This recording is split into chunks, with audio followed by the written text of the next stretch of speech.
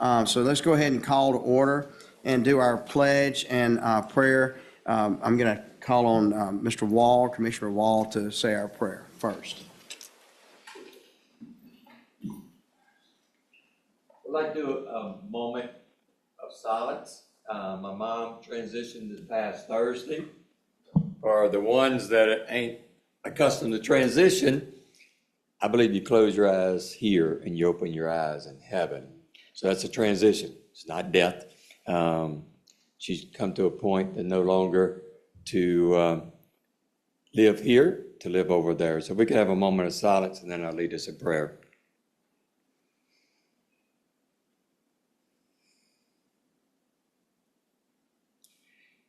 Father, I'm grateful and thankful that we're here in a country of the United States of America, in the state of Louisiana. Father, I thank you for the parents that you've given me, that has taught us the outdoors, respect of the wildlife, respect for the officers that protect our wildlife. And Father, for the ones that are leading in this commission, one leads in this department, Father, we ask for wisdom and discernment. Father, I'm so grateful and so honored to have opportunity to serve beside these men. My mother is who I am today. I give her all the thanks and glory. But Father, we thank you that you sent your son to die upon a cross, that we do know without shadow of a doubt what's on the other side. So Father, I honor you and I praise you today. In Jesus' name, amen. Amen. And thank you for that tribute to your mom, and we're sorry for your loss. Pledge allegiance. Mr. Walker, would you lead us in the pledge, please? I pledge allegiance to the flag of the United States of America and to the republic for which it stands, one nation, under God, indivisible, with liberty and justice for all. Mr. Martin is still out of the room, but we could go forward with the roll call, and I'll just note that he's going to step back in when he finishes that phone call. So let's go forward with the roll call, Ms. Susan. Andy Brister. Here. Nathan Wall. Here. Andrew Blanchard. Jimmy Martin. Here. Gene Reynolds, absent. Kevin Segura. Here. Jonathan Walker. Here. Mr. Chairman, there are 6 commissioners in attendance and we have a quorum. Secretary Bosworth is also present. Thank you. Mr. Garrett, can we move? Well, no, we have to have unanimous consent to amend the agenda. So we're going to move down real quick while we're waiting for Mr. Martin. Commissioner Brister, you can go ahead and take up the adoption of the agenda. You need unanimous consent to add something that wasn't on the agenda. Right. You can adopt a different order when you adopt the agenda without unanimous consent. So you can move forward with that in the absence of Commissioner Martin. All right. So thanks for that clarification. So we've been asked to move item 13, which is the update on crappie and bass populations in the Saline-Larto Lake Complex. We've been asked to move that up to after item 8 in the agenda, and I need a motion to amend that, please. Move that we adopt the amended agenda. Do I have a second? Second. All in favor? Aye. All right. And then I need a motion to approve the agenda as amended. Mr. Wall moves to moves to adopt as amended. We have a second from Commissioner Blanchard. All in favor, state aye. Aye. All right. And then we need a motion to adopt the commission minutes from last month. All right. Commissioner Blanchard makes the motion. Do I have a second? Second.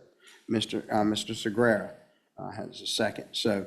I'm going Mr. and Commissioner back and forth. I need to get that straight, don't I? I can't decide where I am right now.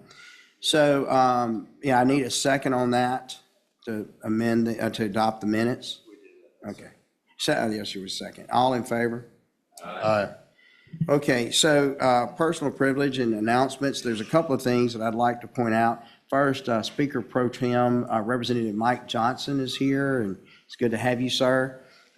You told me once you're the real Mike Johnson. Like the original. The original one. That's a distinction for sure. Thank you for your service. Both Mike Johnsons do a great job.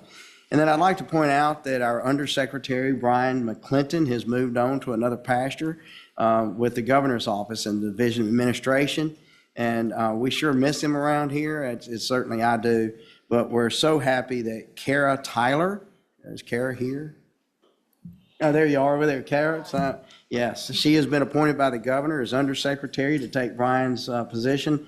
We look forward to working with you, and thank you for what you do. Thank you. All right. So I wanted to take a personal point. Does anybody else have a point of personal privilege that you'd like to bring up? I'm from Northeast Louisiana. If you've not been to a meeting, if you've been, you know exactly where I'm from. But we were hit with the ice storm on January the 24th. And, yeah, it'd been something to have one in July. In January, it was bad. It's still bad. My parish, if you saw the paper yesterday, the Advocate, and I think the Times-Picayune may run it, but the Advocate front page article about East Carroll Parish and the ice storm, that's my parish. There's still people without power. It has been constant, constantly on the phone since then, and a lot going on. I want to thank the agents for all the response that y'all did up there. I mean, it was cold, and it was the roads were hazardous, and your agents performed beautifully and helped people and all over North Louisiana. And thank you for that. And thank you for your service. My hometown of Lake Providence was particularly hit hard. I'm 63. I've never seen anything like that. I've seen ice storms. We were prepared for what I would say a Category 2 ice storm. We got a Category 5. And certain people just got that vein, and it hit us hard, and we had nothing, no power in the entire parish, no shelters, nothing. And the next 2 nights getting down into the teens. It was just we were in a bad situation. One of the privileges that I have with the position that I hold is I have the governor's cell phone and number, and I don't abuse that privilege. And I texted him that Monday morning. He called me back within a few minutes. I filled him in on our situation to make sure that he knew how bad situation we were in. And the governor went to work to help us get essential things that we needed: generators, shelters, food, water. He tirelessly worked all week helping our entire area and carrying that message to DC as well, and try to get all the services we need. And he texted me or called me all throughout the week. I can't say enough about Governor Landry and what he did for our entire area, but particularly my little place in the world. And I just wanted to acknowledge that and just sing his praises here today for what he did for us. Is that anybody else have a personal privilege, a comment that they would like to make? All right. If not, let's move forward to agenda item 7, and that's the presentation of the Louisiana Quality Foundation Level 2 Award to the Department's Office of Management and Finance. Would you please come forward to make that presentation?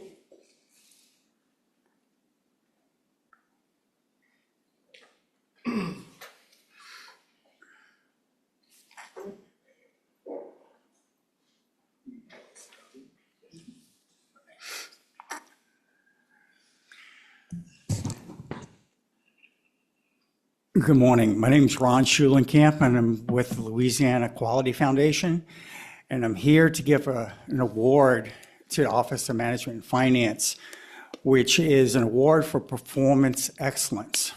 It was a program developed during the Reagan administration, and different businesses and city governments and state governments around the country follow this framework to improve the quality of the service that we provide customers.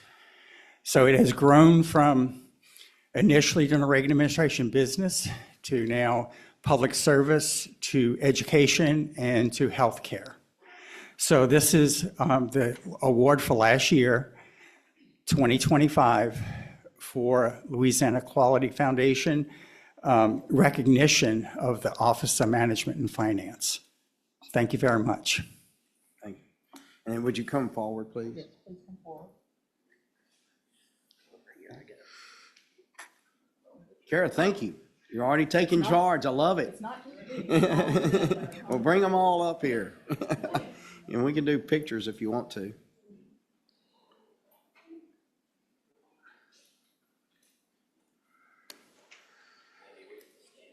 Yeah.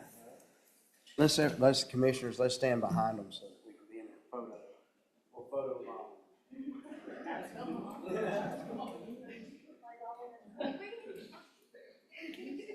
I usually stand next to either Blanchard or Martin.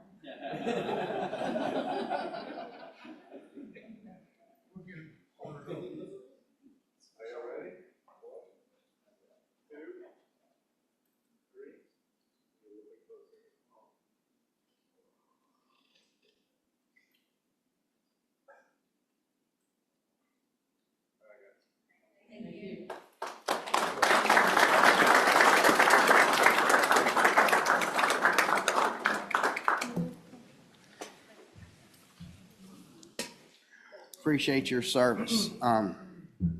Okay, the enforcement report from Major Davis Madej. Is it Madeira? How do y'all pronounce that? Madej. Madej. That's- See, up there, we say Madej. I just normally say close And enough. most people up there say Madeira, but go ahead. Yes, thank you, Mr. Chairman, distinguished commissioners. Good morning, y'all. Since last meeting, the Enforcement Division issued a total of 1,146 citations, of which 327 were warnings. The remainder were criminal and civil violations. In the arena of boating incidents, we had 7, 6 of which involved injuries, or we had a total of 6 injuries within those 7 incidents, one of which unfortunately was a fatality. Public assistance since last meeting, we had a total of 52. Via land, we had 34, and on the water, we had 18. In some cases of interest, on January 9th, enforcement agents cited a Thibodeau man for illegally selling fish in Lafourche Parish. Agents obtained a social media post advertising the sale of cleaned and bagged red drum and speckled trout on December 21st of 2025. They were able to make contact with the man on January 9th at his residence and learned he was selling fish he caught under a recreational fishing license. Agents also found that same subject had an active warrant arrest out of Lafourche Parish, for which he was arrested and booked into jail. Selling fish recreationally brings a $400 to $950 fine and up to 120 days in jail. In our second case, on January 2nd, agents cited a subject for alleged deer hunting violations in LaSalle Parish. Agents cited a DeVille man for taking deer during illegal hours and taking deer from a public road. Agents were on patrol when they observed a vehicle stopping several times on top of levee around 11 p.m. Agents stopped the vehicle and observed a freshly harvested deer in the bed of the truck. They conducted an interview with the subject, and he admitted to harvesting the antlerless deer earlier that night with a rifle on the Diversion Canal Levee Road on a portion of Dewey Wills WMA. The agents seized the rifle and the deer. The deer was later donated to charity. Taking deer during illegal hours brings up to a $950 fine and 120 days in jail. Taking deer from a public road carries up to a $350 fine. The man will also face restitution up to $400 for the female deer. Enforcement agents cited 2 subjects for alleged fishing violations on December 13th in Terrebonne Parish. Agents cited 2 Kenner men for violating WMA rules and regulations, using a WMA without an access permit, fishing without a basic license and saltwater license, possessing undersized black drum, and possessing over the limit of black drum. Agents were on patrol on Pointe-au-Champ WMA when they made contact with the subjects around 10 p.m. Nighttime activity on Pointe-au-Champ is prohibited. Agents found that one man possessed 11 drum, of which 5 were undersized, and 3 croaker. Agent found the second man in possession of 7 black drum, of which 3 were undersized. The legal limit on black drum is 5 per day per person between the sizes of 16 and 27 inches. During the check, agents also learned that neither possessed WMA permits, basic fishing license, and saltwater license. They seized the 18 black drum and croaker and donated them to charity. The subjects could face up to $100 for the replacement of illegally taken fish. If you will, Mr. Chairman, you had already brought up recognizing our agents up north for the work they did during the ice storm, but I wanted to kind of to expound on that. Our agents from Regions 1 and 2 out of our Minden office and our Monroe office respectively, they handled over 140 calls for service during a period of about 4 or 5 days. And this also involved us helping LA State Police with the I-20 corridor, of which, if you saw in the news or lived there, was absolutely inundated with traffic and people who needed assistance. As well as we had calls through GOSEP to transport essential employees to several veterans' homes. So I wanted to really commend Captain Kenny Balcom Captain Kurt Hatton, and as well as Captain Chad Watts from Region 3, who also sent agents up to help. But really appreciate what those gentlemen and ladies do, and just want to recognize them. Thank you. That's all I have. If y'all have any questions, Mr. Chairman, I'll take them now. Any questions? All right, no questions. We'll move on to agenda item 13. And just for the record, Commissioner Martin is back and present in the room at this time. Agenda item 13 is the receive an update on the crappie and bass population of Saline and Larto Complex by Shelby Richard. Or is it Richard? Richard. There you Yes, go. sir. I'm learning. I'm getting better. Well, thank you, Mr. Chairman, members of the commission. I'm Shelby Richard, Biologist Manager of District 3, Inland Fisheries in Pineville. In September 2025, I gave a presentation on the crappie and largemouth bass populations of the Saline-Larto Complex. And during that meeting, we committed to returning to y'all with the completed 2025 sampling results for those populations. So in 2021 and 2022, there was public concerns regarding crappie and bass fishing in the complex. We held 2 meetings in 2022 to share our findings of degraded habitat and overabundance of small fish caused by the 2018-2019 prolonged flooding events. This triggered the HCR 126 in 2025, which urges and requests the Louisiana Wildlife Fisheries Commission and Department to consider changing the daily limit and size restrictions on crappie in the complex. And also an additional ask was made to change the daily limit and size restrictions on largemouth bass in order to improve the fish population. Currently, bass and crappie abide by the statewide regulations of 50 crappie daily, no length restriction, and 10 largemouth bass daily, no length restriction. So just to give you a refresher, Saline-Larto is a large natural backwater complex located in east central Louisiana. Portions of the complex are located in Catahoula, LaSalle, Avoyelles, and Rapides parishes. The complex includes Larto Lake, Saline Lake, and Shad Lake, and also numerous interconnecting bayous and smaller lakes totaling about 8,000 acres. The complex is an open system and receives regular backwater flooding from the Red River, Black River, and Little River. Dewey Wills WMA lies adjacent to the complex and encompasses the majority of its shoreline. Habitat types and conditions are different throughout the system. On the Larto side, the water is deeper, typically has better water quality. Saline Lake receives substantial watershed runoff through the numerous bayous that are connected to it. And also, due to its shallow morphology, the lake is more prone to elevated turbidity levels, resulting from wind and wave-induced sediment resuspension. So we'll first take a look at our crappie sampling data. I'm going to be referencing catch per unit effort, also known as CPUE. It is a measure of relative abundance of a target species, basically how many fish we caught over a period of time. With this, we can see trends in the population over the years. So this graph to the left shows the lead net catch rates of both black and white crappie combined. The catch per unit effort is in hours, is basically how many fish went into the lead net per hour. We have an increase in crappie CPUE from 2009 to 2012, with the 2020 to 22 maintaining that increase of CPUE. We've completed our 2025 crappie sampling just a few months ago and recorded the highest catch per unit effort for crappie at 1.2 catch per hour. Our previous population assessment studies showed that Saline-Larto Complex's crappie growth rate was slower than the statewide average. In 2025, the age and growth has improved to 1.78 years to reach 8 inches, which is still a little bit slower than the statewide average. It's 0.72 months slower, and 2.8 years to reach 10 inches, which is 2 months slower than the statewide average. While these growth rates have improved, there's a significant difference between the two species of crappie. So we'll break down the black crappie first.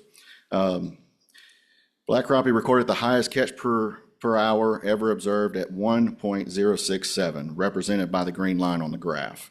This elevated catch rate was driven primarily by strong numbers of substock black crappie, which is your light blue bar, and stock size crappie, which is the orange bar. Those two categories together represent fish that are 8 inches and smaller. These results indicate consistently strong recruitment within the complex, and also our catch rates for black crappie measuring 8 inches and larger were comparable to the average observed over the past 5 years. The black crappie in Saline-Larto are still growing significantly slower than the statewide average, 2.33 years to reach 8 inches, which is 3 1/3 months slower than the statewide average, and 3.60 years to reach 10 inches, which is 6 months slower.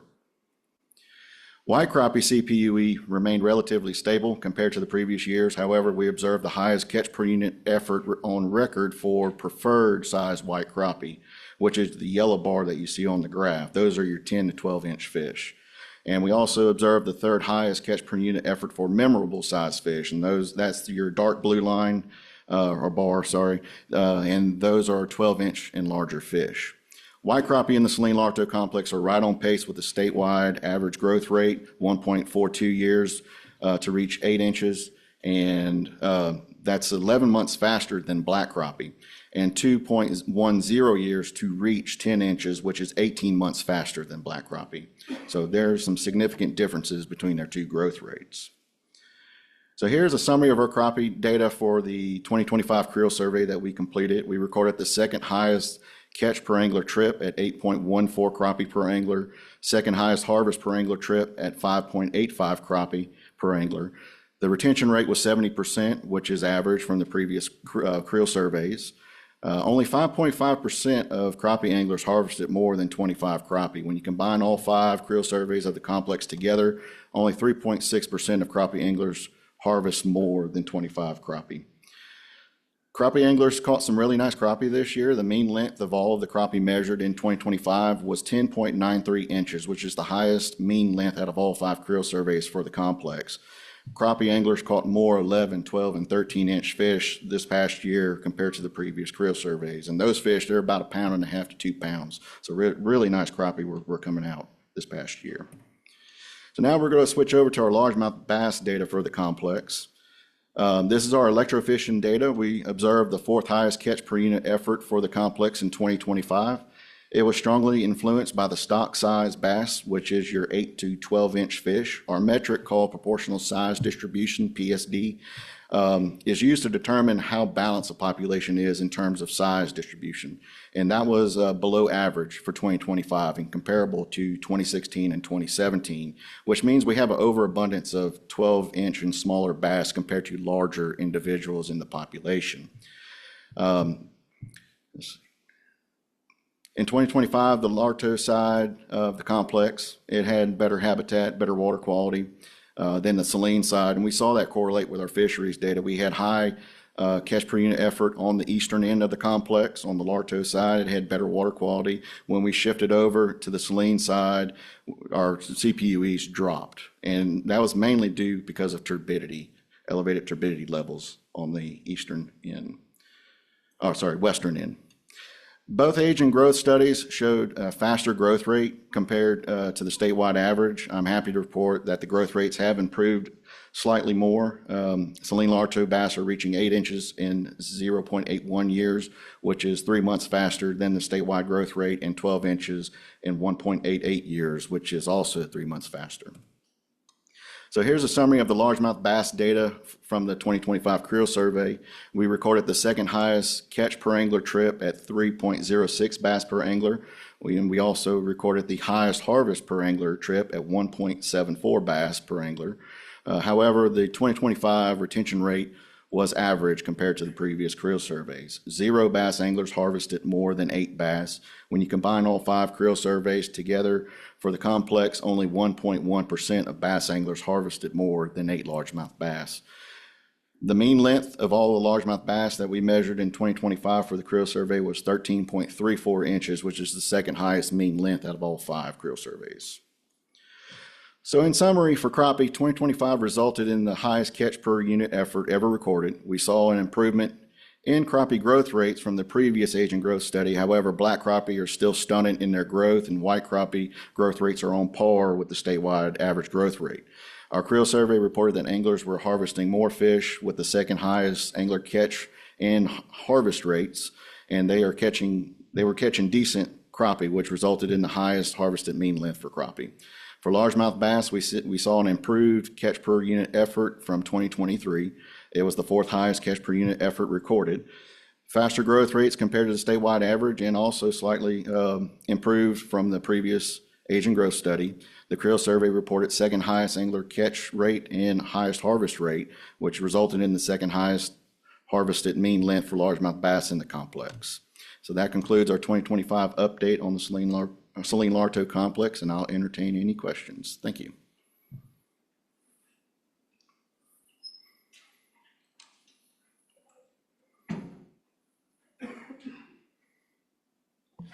I know Representative Mike Johnson was here before, and I'm going to give him an opportunity to speak as well, but I know that he had a particular interest in making some changes to our regulations, I guess you'd say, or an NOI to change. What exactly are those? Do you have that? So the changes that were in the, Or not, I guess it wouldn't be a change, it would be, is this changing a current regulation, or is this just a new NOI for that system? That might be a question. it was a request, it's a HCR 126. Okay. So it's a proposed crappie regulation change to 25 crappie daily limit with a 10-inch minimum length limit. And then the additional ask for largemouth bass is reducing the creel limit down to 8 largemouth bass daily and a 14-inch minimum length limit. And would you leave that up where we can see it? Thank you. Any other questions? Just a point of clarification, I know Shelby covered it earlier, the statewide regulations is what's currently on the complex, and that'd be 50 crappie with no minimum length. Okay, thank you. All right, so Representative Johnson, would you like to speak? Yes. Coming up to the podium. Thank you, sir.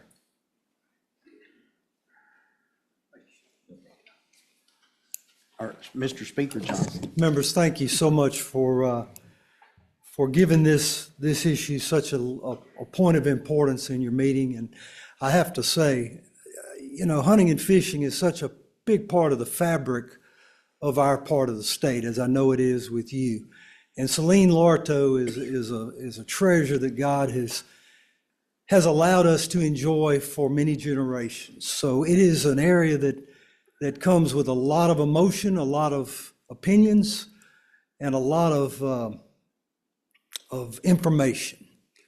And I can tell you the reason that this originated from me was because we have had so many people say in the last 10 years, our lake just isn't like it used to be. We don't catch the kind of fish we used to. We don't see the kind of fish we used to. The report today is very encouraging. It doesn't reflect what the people I'm hearing from tell me, but this is scientific data and not necessarily the words of a fisherman. What I can say is that this commission, and particularly the secretary, has been so helpful. Since I was elected in 2019, this has been a priority to try to create and improve the health of this lake. And since doing that, we've done some pretty monumental things. We removed about 100 years worth of drill stem pipe from the middle of the boat path of the lakes, which were tearing up a lot of things. And we've addressed at least temporarily, the giant Sylvania problem. But we continue to see smaller and smaller limits from our people that go to fish there. I appreciate this information. I certainly want to study this. I have one goal and one goal only, and that is to make it a better place for fathers and mothers to bring their kids and to catch good size, nice fish consistently. And I think we're all on the same page. We came up with the limits because the modification based upon not only the recommendation of our police juror, but from other areas parishes that surround this, that believe that too many small fish were being taken out in large numbers. I don't think this data supports that. In fact, I think this data says we might harm ourselves if we affect those small fish. So I want to learn more about that, with the ultimate goal being the same. I want to get to that place whatever way we have to. And I just, we passed this resolution, concurrent resolution, unanimously a year ago. And since that time, you've allowed me to be here on 2 occasions. You sprung into action and did this survey and updated the report. I don't know that I could ask any more of you, in particularly your secretary, than we've already done. But I would like to have an opportunity to study the report and maybe come back with you on a future meeting and maybe consider the request of our HCR and to see if it achieves what we want to achieve, which is just more good-sized fish for our families that go and take advantage of this bountiful blessing God has given us in central Louisiana. So with that, I thank you very much for your time. I thank your staff and your secretary.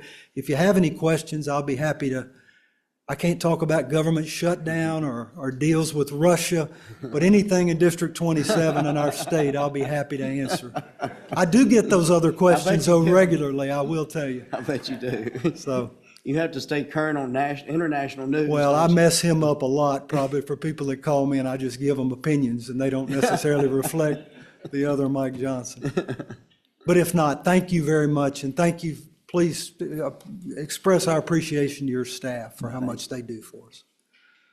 And thank you. Any other comments? I would like, Mr. Secretary Montague, that next month y'all present to us what we need to, in order to amend or the proposed regulations for the crappie and the bass that Mr. Johnson has brought forward. Yes, Chairman, we will be working on an NOI that we will present to you. We're going to look a little bit deeper into the data and have some more communication with Representative Johnson, as well as some of the locals out there. And hopefully we'll be able to get you something for the next commission meeting. Yeah, and if that's too soon, just, whatever works for Representative Johnson's fine, We will be here in March. Okay, all right. We begin March 9th. Okay, thank you. All right, so that concludes agenda item 13. And believe that brings us to 9. Consideration ratification of the secretarial declaration of emergency adjusting the chronic wasting disease control areas. Mr. Bordelon, this has become habit for you, isn't it? Unfortunately, good morning, Mr. Chairman, members of the commission, Jonathan Bordelon, Dear Program Manager.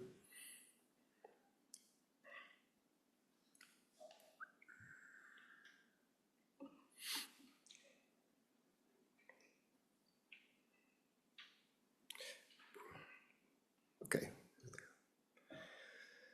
As mentioned, there was a declaration of emergency that was enacted by Secretary Bosworth in response to a new CWD confirmation that was outside of our existing CWD control area.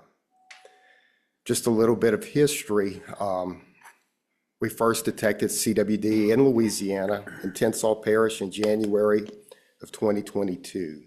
And since that time, we've detected additional detections within that parish. And due to those detections, a CWD control area was formed, essentially an area where mitigation rules were applied. And we'll have maps that illustrate those. But in 2024, well, actually, in early 2025, we had a first detection outside of Tensas. It was in Catahoula. And that actually changed the size of our control area as we extended those mitigation practices to new areas based on that new detection. And now we're actually doing it again. Unfortunately, as mentioned, the latest detection is in Concordia Parish. It was on Richard K. Yancey WMA in Concordia. Large public area, 70,000 acres. The deer was a hunter-harvested deer. It was brought to one of our mandatory check stations during a managed deer hunt. The deer was sampled by our staff, later tested positive at the LSU lab, LADL, and then that sample was sent to the National Veterinary Services Laboratory in Ames, Iowa for confirmation.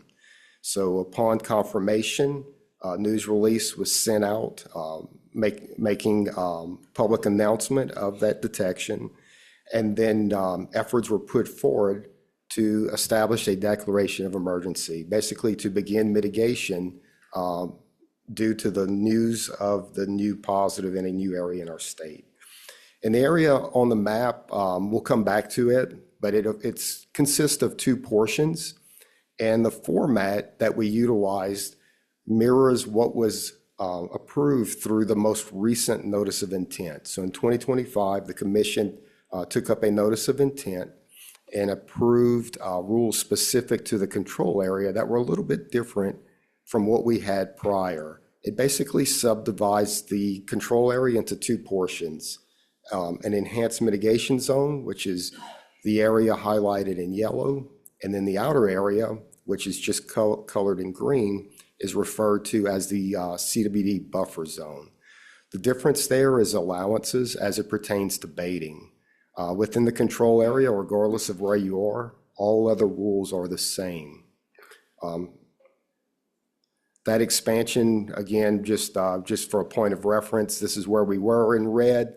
The area in green is colored in green, but the same rules apply to the areas shaded in red. It's just green on this map for emphasis and to show the distinct addition to the control area. So no difference between what we see in red and green, just a matter of pointing out exactly where we expanded and which areas are included within that new expansion. I'll read in part what the DE states. The DE again focuses on two very specific mitigation strategies. One's tied to preventing artificial congregation through feeding and baiting. So it simply states that baiting and feeding is prohibited within the CWD control area, at least a portion designated as the enhanced mitigation zone. And it goes on to define what baiting is. Followed by an allowance for baiting within the portion referred to as a CWD buffer zone. Of course, that is only allowed through specified methods, which is a non-stationary feeder that either mechanically or electronically broadcasts bait. In addition, the same exceptions apply that have applied in the past as it pertains to feral hog trapping. So trappers trapping feral hogs will be able to use bait not normally ingested by deer to continue to trap and control feral pigs, in addition to holders of a bear harvest permit will be able to bait bears during that December season.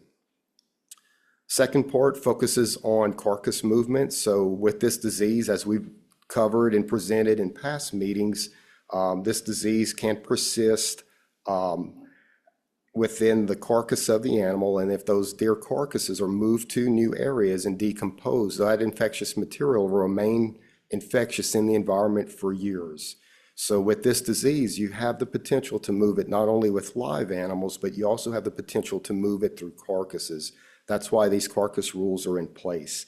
But specific to the carcass rules, there are exceptions. The exceptions are the same as they were before. At the end of the day, we just can't move heads or any part of the spinal or backbone. So the rules here specify which parts are allowed, whether it's processed meat, quarters with no parts of the head or backbone. That's the intent and focus of this particular provision within the control area rules. I'd also, just for a point of clarification, the control area again consists of two zones.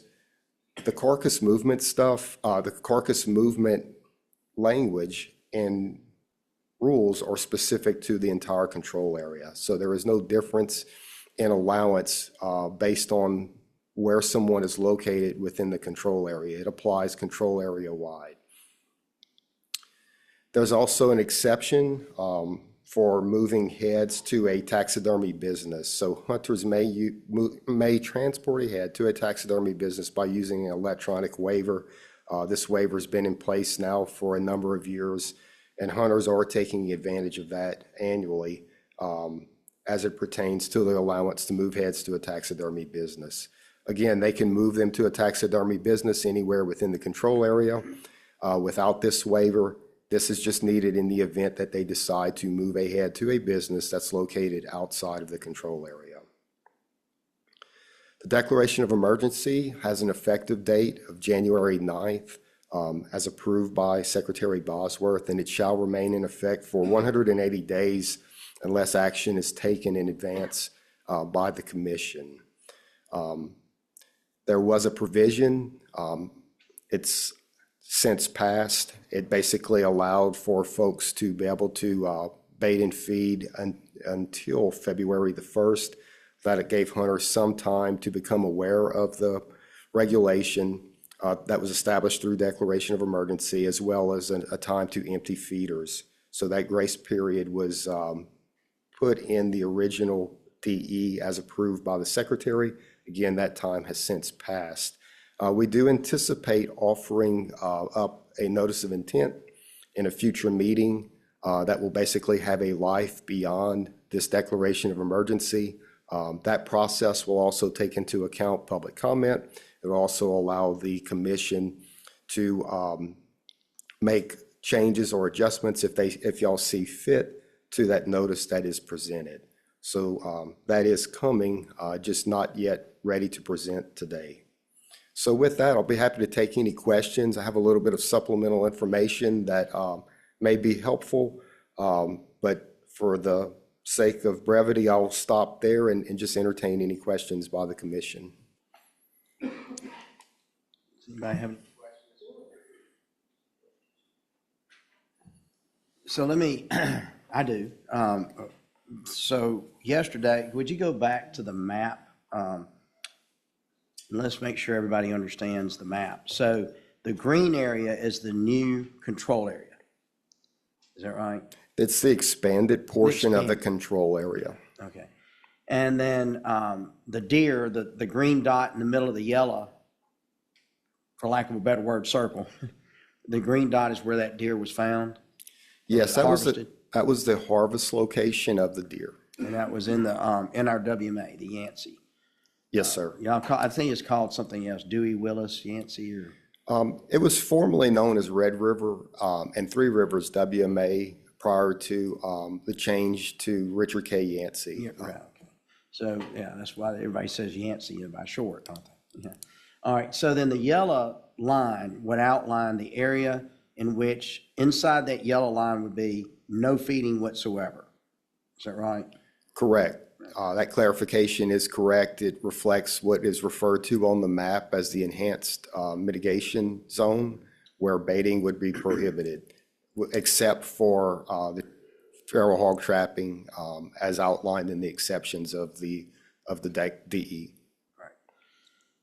And then outside the yellow area would be where you can broadcast feed like we did in the other control areas. Yes, sir, Mr. Chairman. Again, with this, we utilized the most recent language that was already established in rule and just applied it essentially to a new area based on an expansion from this detection. And then the darker green would indicate a WMA where feeding's not allowed anyway.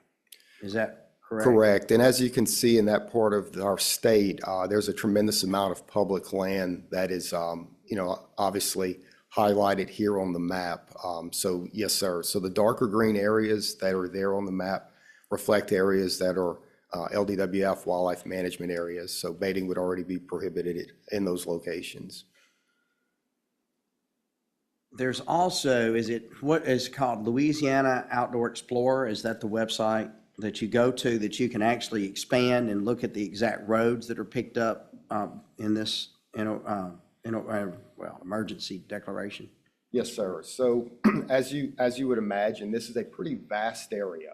Yeah, it is. And with a vast area, your ability to depict landscape features is very tough at this scale. Joel's transitioned here where we can actually go to the Louisiana Outdoor Explorer. Thank you, Joel. The Louisiana Outdoor Explorer tool is an interactive map tool that is available on the LDWF website. It can be accessed on the homepage or through the CWD webpage on the LDWF website. But the Outdoor Explorer tool, I'm just scrolling down here to the homepage. We'll click on it real quick. And what this allows users to do is to look at the map through satellite imagery. And it's also transparent. So here the layers are already clicked on for the user, but we can simply zoom in to the location in question. I'm going to just drag, so we can drag and zoom here. Again, there's a legend here to your right that'll depict what exactly does it entail. So right here, we're looking at the enhanced mitigation zones. We're also looking at the buffer zones. So those are described. So we're actually able to zoom in here and look at the areas at at a close-up. So this is very important for both staff and the public as they're trying to discern exactly where they fall here in the map. Obviously, the closer we zoom in here, those finer features begin to reveal themselves.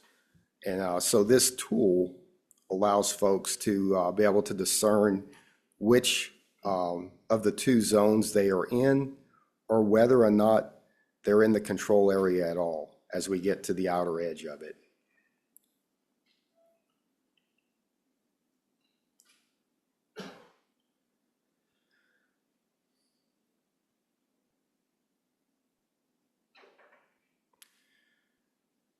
You can see the small roadways here. Also the map, and this is a point that we'll just share here, just to take a minute to share. We follow major roadways whenever possible, but here you can see there's a, we'll zoom back out. Small change in direction here, just basically because of where that line overlaps and falls, sometimes crosses a highway that causes us to move out to the next road. But the more important thing is, like here in this particular location where the arrow is, there's a deer processor there. The map picked up 6 to 7 processors, literally, that are represented just like this arrow right now illustrates, as to where they were right on the edge. So what does this do? What is the importance of incorporating processors when possible? Well, it reduces the hardship on that business, obviously, but it also makes it easier for our hunters to transport deer to processors.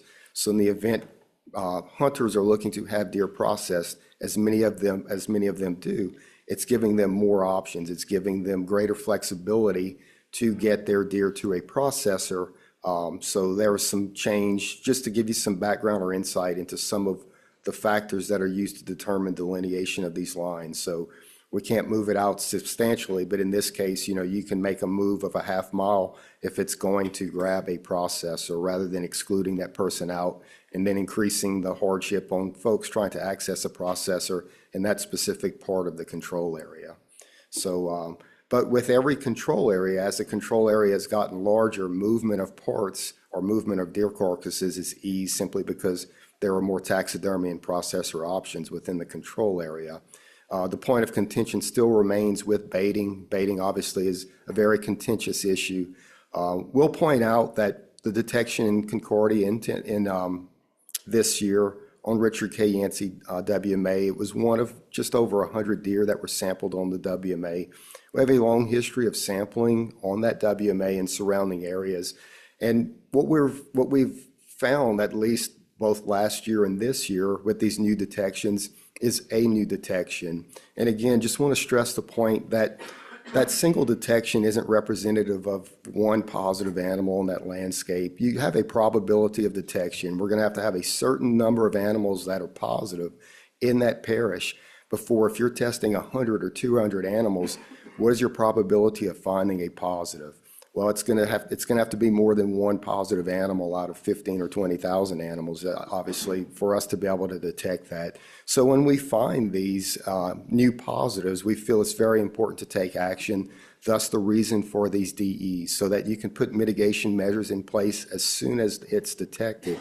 At the end of the day, to mitigate for this disease, ideally, if it is found, you would want to put measures in as soon as possible, and hopefully at the lowest prevalence, because it's important to remember that the prevalence right now and the distribution of the disease will never be less than it is today. So by taking action today, you're being as preemptive as possible and slowing the spread of the disease. So just some insights there, and just kind of reiterating some of what we talked about in previous meetings as it pertained to control areas and the justification or reasoning behind why we take quick action despite sometimes only finding one case. Thank you. Hey, that's a very good tool. It's been a while since I looked at it, but it is a very good tool, and you can access it on your cell phone as well. And the agents should also be able to use this tool or know about this tool as well. So if you have a question, they can certainly help you with that. If you just grab one of your local agents, they're very helpful with this. And we appreciate the work you've done. Any other questions? go I ahead. have a comment. Andy, I know you're on the CWD task force. When's the last time y'all met? Did you discuss the declaration of emergency, and when do you think an NOI would be coming out of y'all's task force and the staff? Yeah, right. What we're doing is, we met yesterday. Our plan is to try to get a report out before the April meeting. The April meeting is when the NOI will be introduced by the department, and it will probably mirror what they've done here. And then that NOI in April is when we would have the big debate and then decide whether to change what the department has recommended or not. The task force plans on having a recommendation by that date. So that's kind of how it works. So this DE will be in place. And why April is important is because to go through our NOI process, as you know, there's all kinds of dates and time, has to go to oversight and all this.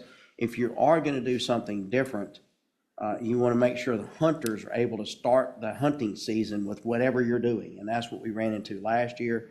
And that's why April is critical to get that. That's the latest you can do and be ready for October 1st. So that's why April is the target date. And I will say, I know y'all are continuing to test. If you do have any more positives in any other area, if it's possible to have those declaration emergencies in March instead of April. I know it's going to be hard because samples continue to come in, test samples continue to come in.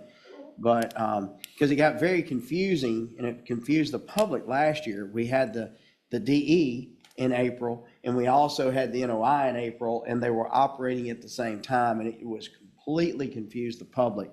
So I'd rather, if we do end up having any more positives in any other control area that would establish a new control area, that we try to do that in March so that we don't have all that confusion we had last year. But this would be in place until our NOI goes in place. And so when our NOI goes in place, the one we do in April, when it ultimately goes into place, it would supersede the declaration of emergency.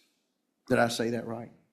You did. I'd only like to add one more point based on Commissioner Walker's way he phrased his question. So CWD Task Force is a legislatively established task force. Their job is to make recommendations to the joint committees on natural resources. Your jobs as commissioner and your mandate under the Constitution is to regulate wildlife resources. And so just appreciate that what comes out of the CWD Task Force is a recommendation. This body is the one who actually is going to establish regulations on it. Great, thanks for the clarification, Cole and Andy. All right, thank you. Any other questions on this? Jonathan. Thank you, Jonathan. I appreciate that. And that was very helpful for you and Joel to get that together for us on the Outdoor Forever website.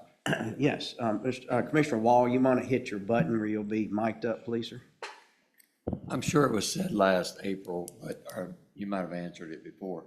How quickly does you get the results back? So if you get a deer, you test it today, how long does it take to get the test results back?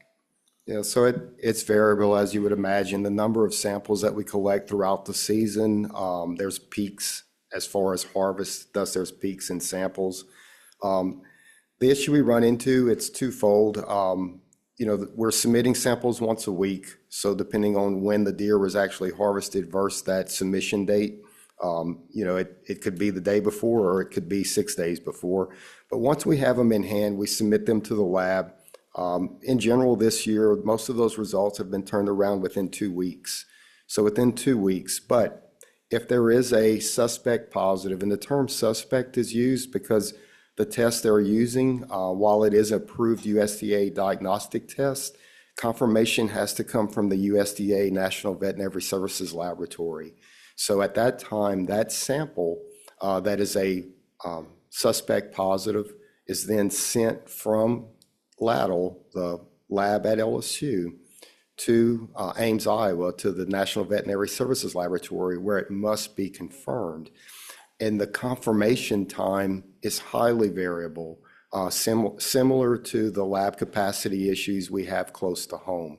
Again, they are confirming samples for all other states in addition to ours. So depending on the number of samples that they have at that time, it could be a couple of weeks, but it could also be more than a month before confirmation is received. And then once that confirmation is received, then we're able to take action per our plan and per the protocols that we have followed since our inception of a CWD control area in Louisiana. So we've remained consistent with that protocol and practice and relied on the confirmation from the National Veterinary Services Laboratory to remove any doubt or question that may be associated with the initial result received.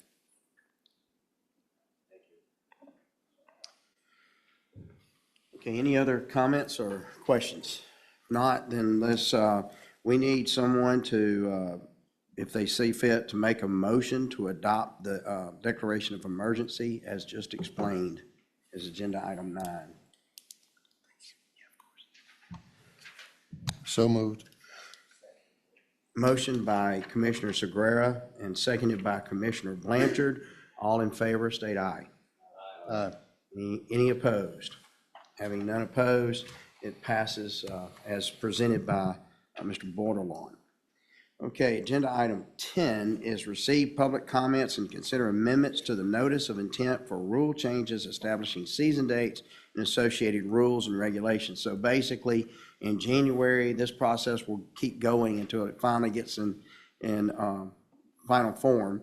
But this is our general hunting regulations for the 26-27 hunting season. We introduced an NOI last month, and now we go through our amendment process, and I think I've got several cards of people that are going to want to make comments when you get done. Thank you. Yes, thank you, Mr. Chairman, Commissioners. I'm Dr. Jeff Duguay. I'm the Director over our Game Species Management Branch. And today I'll talk about some proposed amendments, also give a summary of the public comments, as you had said, and also some information on internal combustion engines that we were asked to look at. Okay, as far as amendments go, we are requesting to add opportunity within CWD control area, deer area 6. And this is similar to what we did last month with deer areas 1 and 2. So we had new detection. So we're recommending providing additional opportunities to these hunters. So, and this is only within the CWD control area, opening the second Saturday of September and closing after 9 days. And this is antlered bucks only with or without velvet, so for this upcoming season. And then also the same thing for the following season. And also, we're proposing to adjust language for the use of drones for the recovery of wounded deer or bear. So we're striking out the use of unmanned aerial vehicles, so drones, to aid in the recovery of wounded deer or bear is prohibited. So we're recommending to be able to use them to recover deer or bears that, and I circled it, that are believed to be mortally wounded by a licensed hunter. So this is something that they have a reasonable expectation that this animal, will not survive. And I won't read it verbatim, but I'll hit the highlights. And then also, a drone can only be used for deer or bear recovery outside of legal hunting hours. So they cannot use them during legal hunting hours because it is illegal to use aircraft to aid in hunting, except in a few instances, such as getting a permit for wild hogs, for example. And they may only be used to recover deer or bear over private property where the hunter and the drone pilot have permission. And also, as far as limitations, they have to be registered with the FAA. The drone used for recovery must be capable of having thermal imaging equipment, so they're at night, remember? So they're looking, so this thermal imaging will tell them, yes, an animal is there or not. And then they have to have a light source that is powerful enough to determine if this animal is dead or mortally wounded versus, not being mortally wounded. And if it's determined that they're not mortally wounded, they have to suspend this activity and they cannot tell the hunter where it is. And they also can't use this mechanism to attracted animals such as using calls, lures, and so on, and they also cannot have a weapon such as a gun mounted on this. Okay, again, FFA regulations, and they cannot hunt or harass. When they're located, as I said, if it's not immediately apparent that they're mortally wounded, then the drone pilot cannot provide the location to the hunter. So it can't be used for locating deer to later hunt them. If a deer is found to be dead or mortally wounded, then the location and/or coordinates will be provided to that hunter. That way they can go in the morning and recover that dead animal. Okay, that's all on that. And then a couple adjustments on waterfowl closure time. In this case on Biloxi, instead of closing at 2, we're proposing to close at 12 noon. And then also same thing on Russell Sage WMA, closing at noon versus 2 p.m. And Sherburne, same thing, close at noon versus 2 p.m. And then also on Kisatchee National Forest, so this will bring the National Forest into alignment with what we're proposing on WMAs.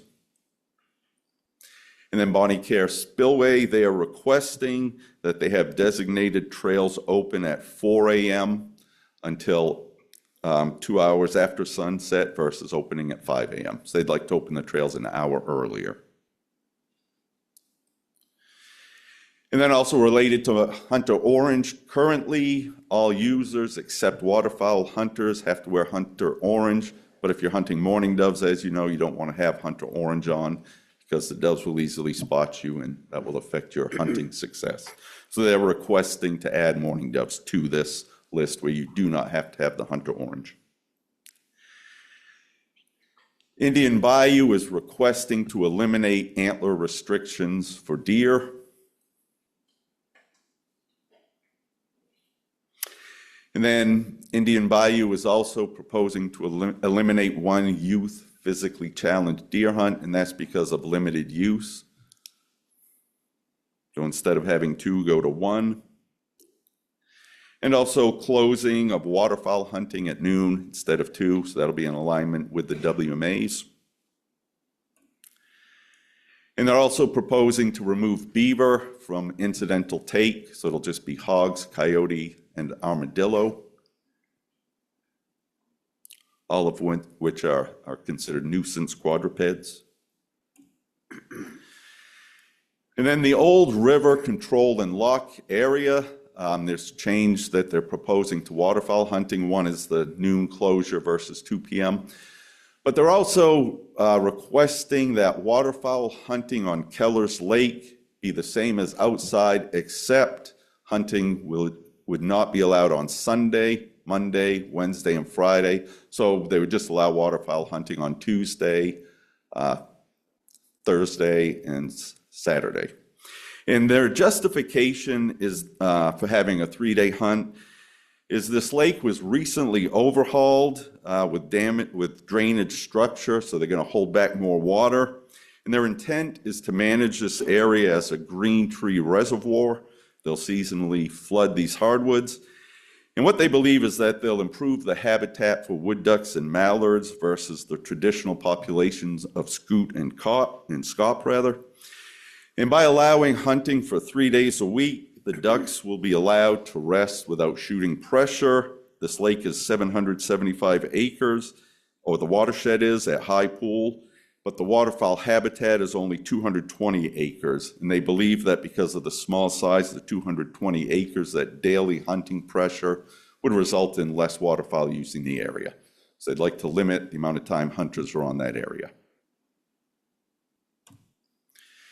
And this is just a slight word error. It says woodcock, same as outside, except hunting with dogs prohibited, and it is supposed to say permitted. So that one word makes a slight difference to the woodcock hunters. No doubt. Okay, summary of public comments. As far as public comments go, it was actually relatively quiet. For the month of January, since our last commission meeting, we only received 50 comments. There were 13 general comments. Those 50 related to the NOI plus 13 additional, 63 total, and this was 36 individuals commenting. And a brief summary, the majority of those comments were actually related to small game, an increase in small game days, specifically squirrel hunting. There were 7 comments. 4 were in support of it, 1 was opposed, and 2, they just had general questions. And then the next was black-bellied whistling ducks. 4 people commented. They were all in support of it. So we did not have a whole lot of comments during the month of January. I've received a couple since then. And then the general comments, 7 were related to deer hunting, hog hunting, the camping permits, ATV, UTVs, crow season, and a Menhaden. Okay, we're also asked to come up with some possible locations on wildlife management areas where we could further limit internal combustion engines following a noon waterfowl closure. So these WMAs, where we're closing at noon instead of 2, we were asked to look at these, but in areas where they would not conflict with fishing. And this is what the staff has come up with. One is Bayou Mason. In this case, it'd be all waterfowl impoundments. And all these maps are set up the same. So if you look on the big map, the Bayou Mason, you have a square with a yellow arrow, and then where the yellow arrow points is just the area enhanced, so you can get a better look. So that's all waterfowl impoundments. On Bodcod WMA, they're proposing the Green Tree Reservoir be limited. Beth WMA, they're proposing the Green Tree Reservoir. There are 3 areas. So Green Tree Reservoir is one that's shown here. Next is what's called the chain of lakes. So this upper part here, and then there's also a lower part of chain of lakes, which is here. So within BEF, these 3 different areas proposing to limit the internal combustion engines, closing them down at noon. Buckhorn WMA, all waterfowl impoundments, so these 2 different areas. And then Dewey Wills WMA, they're proposing that the Little River Basin be limited for these internal combustion engines. And then Manchac, the entire WMA. And Richard K. Yancey, the waterfowl impoundment. Russell Sage WMA, Wham Break, as well as the South Bosco Tract, and the racetrack impoundments. Any questions on any of that information? I have some to start with. Again, what is an impoundment? What are you defining that as? So those are areas, so if I go back, for example, the racetrack impoundment, so these are areas that they'll generally have like levees around them where they're holding water. Okay. So I know I had some calls about the closing, and I believe Mr. Tuma or Secretary Tuma talked to one of the callers that I had. I think the concern was if it closes at noon, that means you would have to start trying to get off the water by 11. Was that his concern? I can't remember. You and I both have been through a lot the last 2 weeks, and this is old news to us. Yeah, so thank you, Mr. Chair. There's 2 items. There's a noon closure for waterfowl. That means you have to stop hunting. So you can shoot up until 11:59, but once noon starts, you have to stop hunting. That doesn't mean you have to be out of the impoundment at noon.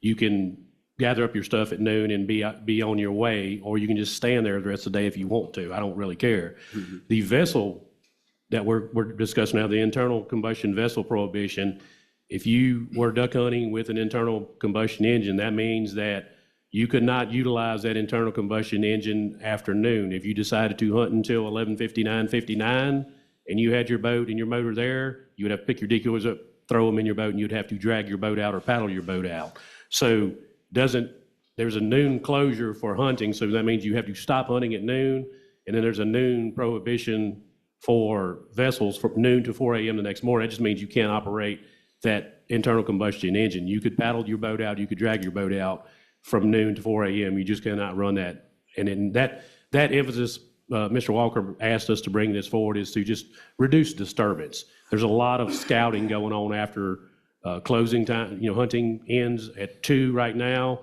and people kind of scouting and rallying ducks, and the ducks just don't have time to settle down and rest. So we're just trying to minimize disturbance, or that was his intent. I would like to clarify that some of those areas already have some vessel restrictions, Little River and Wham Break, but they're not in line. So this proposal today would make all these vessel restrictions the same, make the dates same. If we were to leave Wham Break and Little River Basin out, they would have their own set of rules. They already have they had vessel restrictions from 2 p.m. to 4 a.m., and the dates were not the same as what he had requested. So it brings all that into being consistent. I got you. Okay, thank you. On the drone issue, I had a couple of questions. One, thank you. I'm glad that you're doing this, and I believe we tracked Tennessee because there does need some clarification, and I'm glad we're doing that. And one thing that I'm glad of is it restricts being able to mount a gun on a drone, because technology is staying ahead of us as a commission in a big way in every area of our dealings. And, I could see the future of somebody sitting in their office watching their deer camera or their drone and shooting a deer from their office, and going out and getting it later or just sending someone after it. So I'm glad we're kind of staying ahead of what humans can create in their minds with the uses for technology. But the FAA requirement of a drone, how hard is that how imposing of a regulation is that? I know a lot of people are buying these things. Is that a hard process? They have to go through a course, and then they have to take a test, but as far as how difficult it is, I don't know. We're not sure. Okay. We have some of our biologists that are licensed through the FAA for this, and I know we have Johnny Berry, our bear biologist, is currently going through that.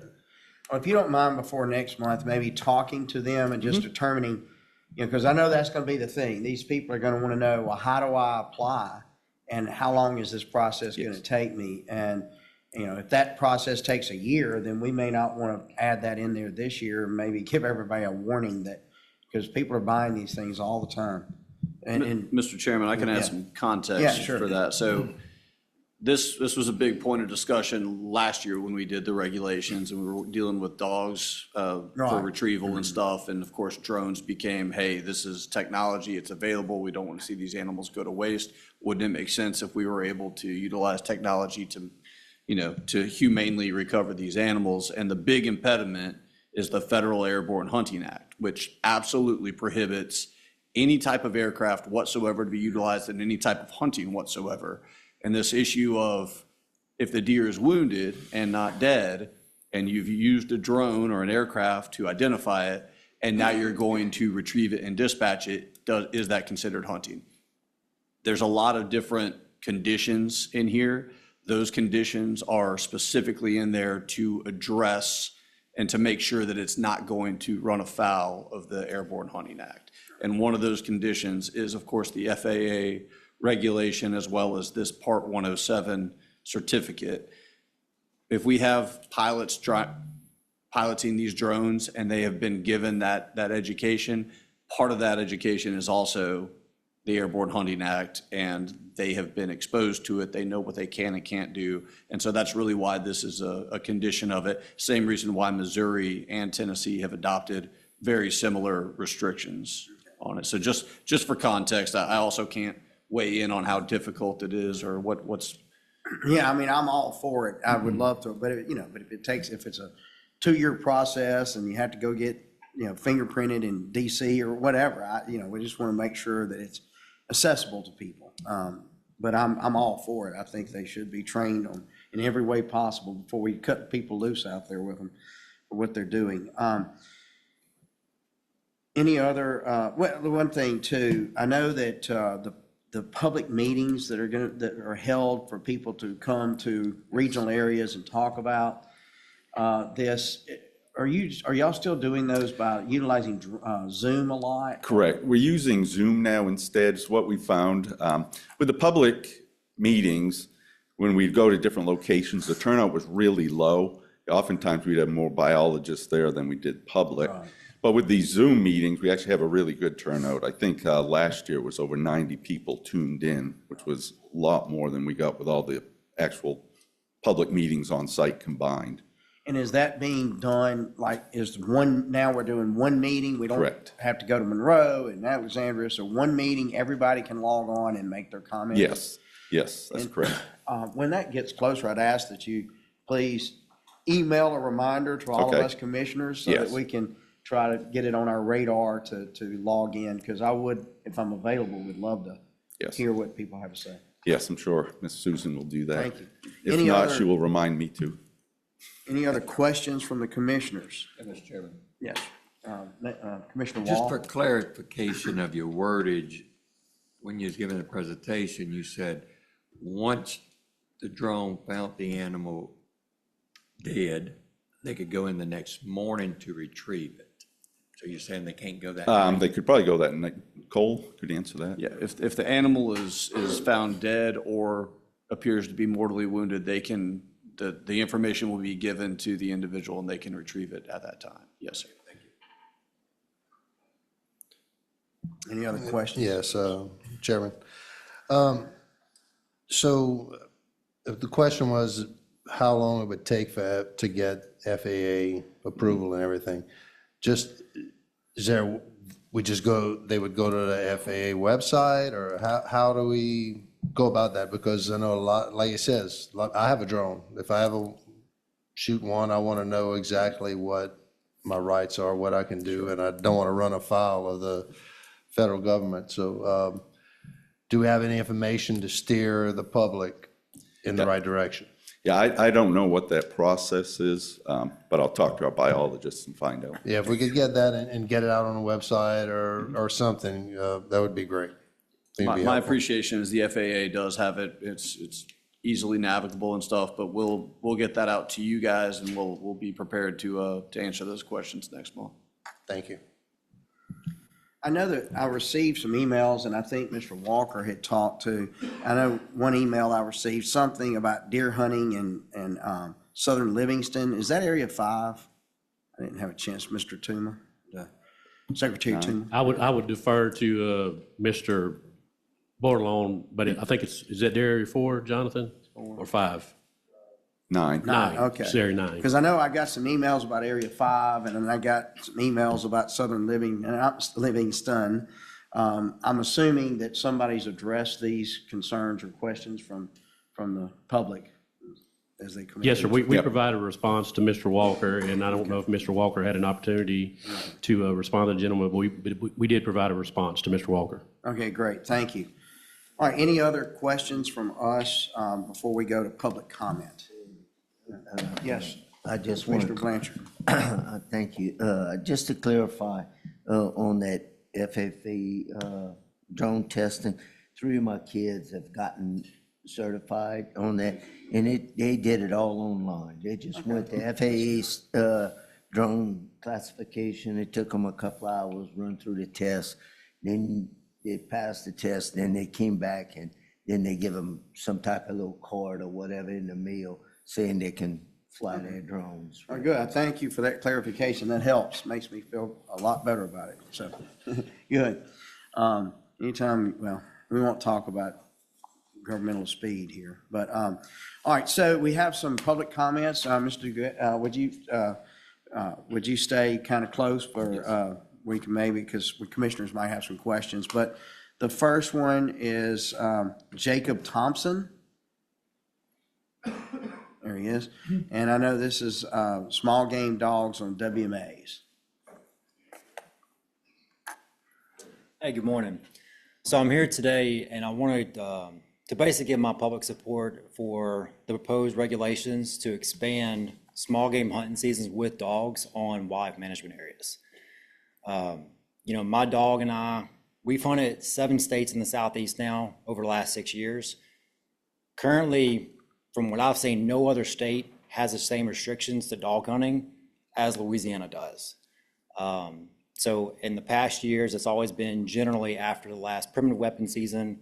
You go to other states, it's the same as outside, or maybe just as long as it's not a deer hunting with a gun season day. So the proposal to have 8 WMAs that give us extended time, I think is a great step in the right direction. I think it's a first step. You know, I hope that, I'm optimistic we'll see a positive come out of this over the next 2 years. And then with that, I hope we can expand upon that for the next few years after that. Well, thank you. So you're speaking, you like what we've done, you just want us to keep up the good work, right? Absolutely. All right. Thank you, Mr. I Thompson. have a question, Andy, Yeah, for yeah, him. sure. What small game do you hunt? Are you only hunting squirrels, and when do y'all usually find the most success on the WMAs hunting small game with your dogs? So Louisiana, we're limited to mostly, I know there are some exceptions with the small game emphasis areas and maybe some in North Louisiana that have, you know, different last primitive weapon season. I'm kind of restricted to that question because we're mostly hunting in January or February. So it just kind of depends. I can go to other states in December and November, you know, and I like to travel. I use my dog as a tool. But upon buying my dog, I immediately went and bought a Mississippi license because there was no way I could have trained her properly living in the state of Louisiana. So fortunately, you know, I'm an hour to hour and a half from Quality Public in Mississippi, and we were able to do that. I don't think that's the same for everybody else in the state of Louisiana. So to answer your question, it just kind of depends, really. And are you shooting squirrels with a rifle or a shotgun? Both, yes. Some people like the aspect of just carrying a .22 and going with their dog. I like watching my dog bite squirrels. So everything's a tool in the toolbox. Great, thank you. Thank you. I did a lot of that when I was a kid. It's a fun thing for to take kids to do, is squirrel hunt with a dog. And, you know, when I walked in here, 2 gentlemen were making comments that, you know, that used to be a thing. It was never a thing when I was a kid. It was just, you know, big dreams and little brains, and, you know, bought a puppy, and here we are. Yeah. And the fact that we can make changes on WMAs, I think, is a good step to bring more hunters. You know, I tell everybody, I don't care if it's y'all or anybody else in the audience, if me and my dog are on public, you have an open invitation to come with us. You know, for you to say it was awesome when you were a kid, you know, that's something that's dying today that I think we need to make an effort to keep alive. Thank you. Appreciate your comments. You got more than 3 minutes. You did good. All right, so I'll get better. All right, Peter Knifest, is that something? No, okay. And I think you want to talk about small game hunting as well with the dogs. Yes, sir. So should I say doctor? No. My name's Peter Kniflot. I live in Prairieville. I mostly hunt at Sherburne, and hunting with my squirrel dogs is my favorite thing I do in the outdoors. I love it. I'm excited about looking like I'll be able to do more of it in the future with the proposed changes to the rules. And I just wanted to kind of say I was supportive of it and happy to see the changes there. I appreciate your support. Yeah. So we try to get it right sometimes. Yeah. All right, David Hicks. Good morning, gentlemen. Thank you. I brought y'all something, y'all look at this and just kind of pass it down the way. Last year, I presented you gentlemen with a petition to let's increase our time and area on the WMAs.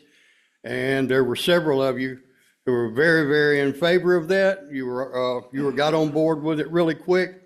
And I basically showed up today to do nothing more than to tell you, thank you, thank you, thank you, thank you, thank you, and thank you, Mr. Tuma, also. Thank all of you. I know that y'all all had to get together and work on it.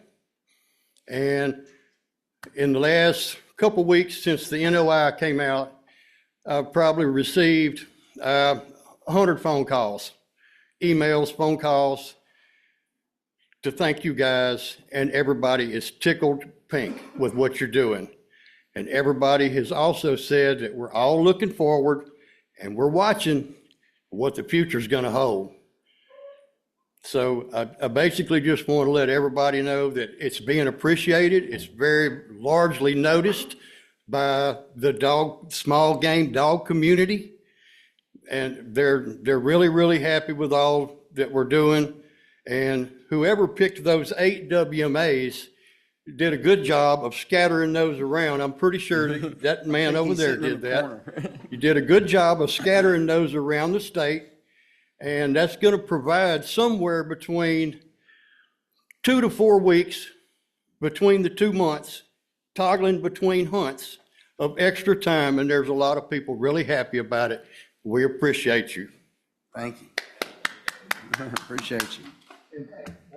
Can I share? And thank you guys that came with the positive comments on that today for showing up. Thank you very much. Commissioner Wall has a question for you. David. Can I share this with enforcement? What do these pictures look like you're over the limit?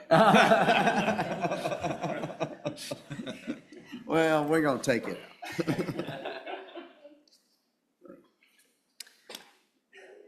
Bryant Laird.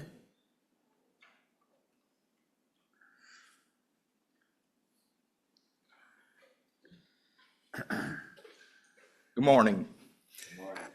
Thank you for allowing me to tell my story about squirrel hunting with dogs. My name's Bryant Laird. I live at Folsom, Louisiana, southeastern part of the state. I am a public school, high school teacher, teach agricultural sciences at Covington High School. The first thing I want to do also is thank you for the new addition of a WMA that I'm sure y'all had a lot to do with, the Bo-Chitta WMA, which is about 20 minutes from my house. I had the opportunity to go in there yesterday and enjoy the scenery. And I took 3 high school boys with me, 3 boys that don't have a dad at home. And they had a blast. Heck, I had a blast. I enjoyed it. So the addition of that WMA really meant a lot to me in my little bitty life that I serve as a public school teacher. And hopefully it'll have an effect on those young men for a long, long time.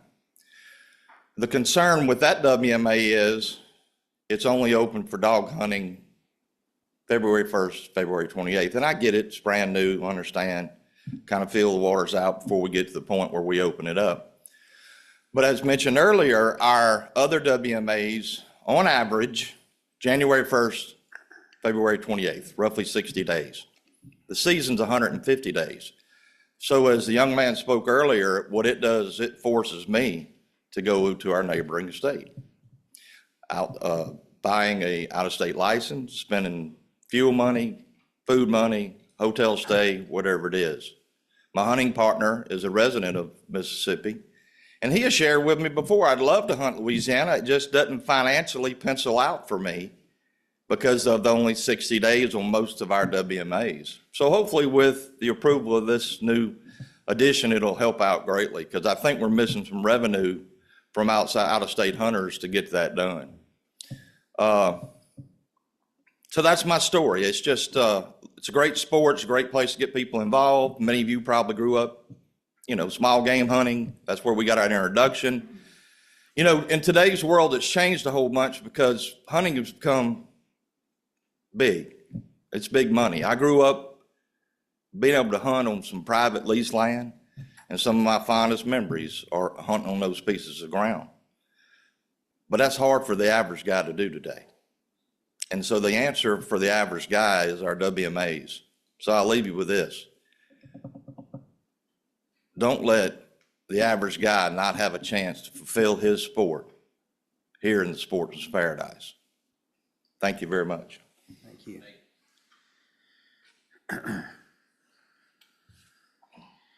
Okay, this one does not specifically talk about certain squirrels, but it is relevant at this time. Jared Sallard?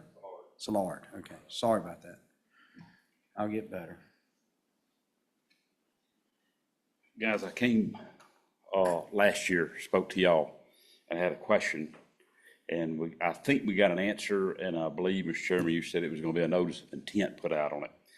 The wording of guiding fishing charters on a WMA. I have I haven't seen anything posted for as a notice of intent since then. It's a severe problem in my area. I've been in law enforcement 26 years, and Colonel, you got a good group over there at Region 3. I work close with them. And there is 3 boat launches and portions of the Catahoula Lake, the diversion canal that comes out there that way, that end of the lake is within an area that I patrol. So I'm in community policing. The public comes to me. They talk to me about things going on when they really don't want to get involved and come here. So I'm speaking for a town that's around Dual Wheels WMA. They are tired of going within the wildlife management area. Every turn that they make, there's a charter in the WMA, making $300 to $600, $700, $800, and bringing folks twice a day. They pick up 2 more clients, leave there, and drop them off and pick 2 more up. It's not right.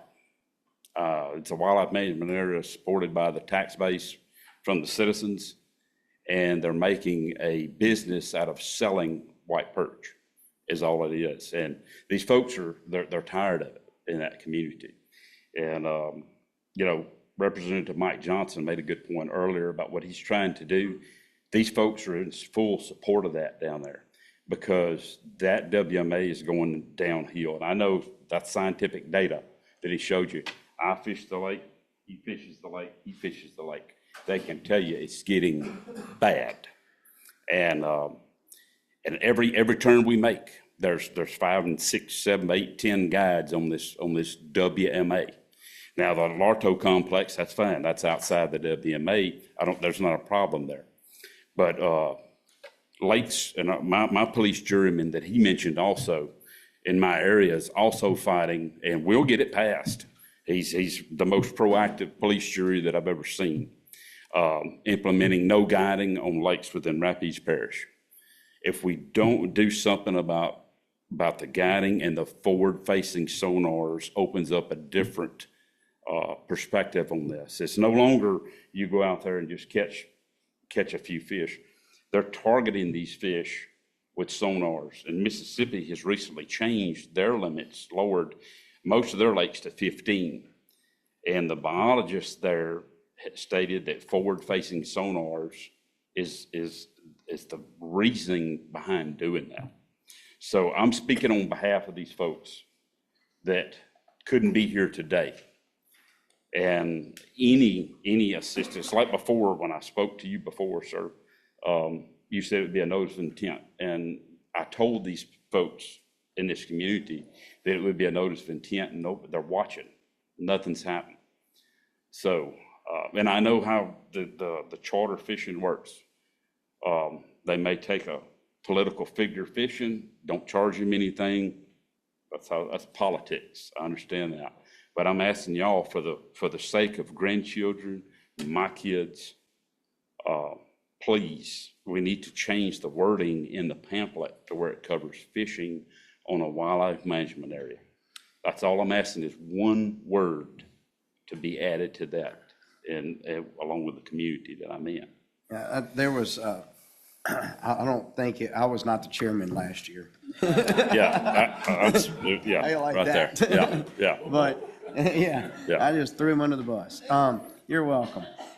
So, yeah, would that come under, maybe Attorney Garrett, you could answer this. Would this come under fresh water, or would this come under WMAs, or would this be both? It is both, and I guess for full transparency, part of what the regulations that y'all are looking at right now does have a clarification in it, and it explicitly allows for fishing charter guide activity on WMAs. There are some conditions and restrictions with it, being Coast Guard certified to operate and that kind of stuff. But, drawing a distinction between commercial activity versus this kind of for hire, bringing recreational people and providing recreational opportunity on the WMAs. So that's probably not what the gentleman wants to hear, but that is the distinction that's made in the current NOI. And we have, how much time do we can amend it again next month if necessary? Correct. So you have opportunity to make conditional amendments today as well as in March. I would like, if we could, to have someone specifically address what our regulations are now and address his concerns, to give us an opportunity to dive deeper into this, prior to making a decision. Yes, So sir. that you could have that for us next month, that'd be great. Any other commissioner comments? Thank you. Thank you. Slard. Appreciate your comment. Yeah, go ahead. Is there any other activities that's on the WMA that they allow other guided activities besides fishing? No, sir. So hunting guides are explicitly prohibited. There is some non-consumptive guiding activity that is allowed by permit and licensing. So doing a swamp tour, for instance, is something that we do allow, bringing people out there. It's obviously a for-profit business. It's commercial in nature, but it's done via license and permit. And that's kind of the analog to what the charter guys are. They're licensed, they're permitted, and bringing people out for recreational opportunities. Yes, sir. Any other commissioner comments? If not, I believe it's time to adopt any amendments that we might have. I know Mr. Blanchard, I think there was a duck hunting amendment that might be recommended, and yes. So there's a couple ways you can do this. Yes. Obviously, Mr. Duguay's presentation had a number of amendments, conditional amendments that kind of were mentioned last time and are here. You can take up Mr. Blanchard's amendment in addition to those, and you can pass them all in globo if you want. You can take up the department's recommendations, do those in globo, and then handle any offshoots kind of as needed, however you want to proceed. Well, let's go with Mr. Duguay's amendments. He outlined those at the beginning of the presentation. Does anybody else need to see those or hear those again? If not, we need a motion to adopt Mr. Duguay's amendments. Suggestion. I'll make a motion. All right, Commissioner Walker. Second. Commissioner Martin, second. All in favor? So then let's move on. I think Mr. Blanchard had an amendment relative to duck hunting. And do you have that handy? I have it right here, but I think Mr. Toomer has it written down on exactly what we want the amendment to say. Yes, right sir. there. Yes, sir. I've got it. If So you got time to, the executive staff has received some comments from vets that have reached out, and they were wanting to be more like in the West Zone.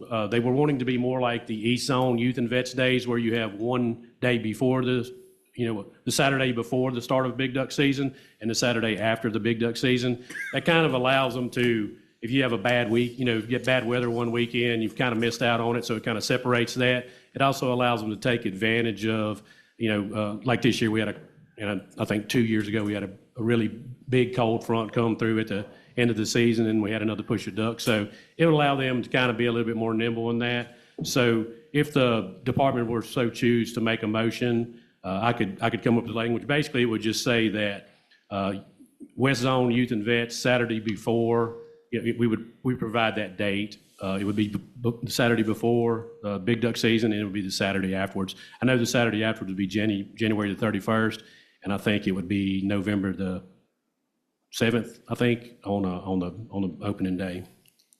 So if the commission were so inclined to make a motion, that would be the motion. All right. So Mr. Blanchard, or Commissioner Blanchard, would you like to make that motion? yes, I'd like to make that motion and just follow the lead on Mr. Toomer right here. Anybody? Seconded by Commissioner Wall. All in favor? Aye. Any opposed? Okay, the motion carries. Mr. Chair, if we can, Ms. Susan's going to throw a rock at me or a pen.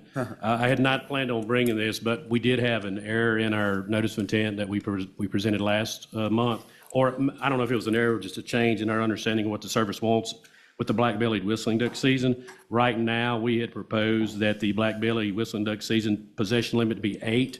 since we're already making an amendment, we were going to wait until next month. If the commission would go ahead and change that, it would be, the possession limit would be 12 for the black-bellied whistling duck season, so it'd be a daily bag limit of 4, and the possession limit would be 12. If someone would make that motion, and or it could be the department's recommendation, somebody would make that motion and pass it, we could go ahead and get this out of the way. Great. Somebody want to make the motion?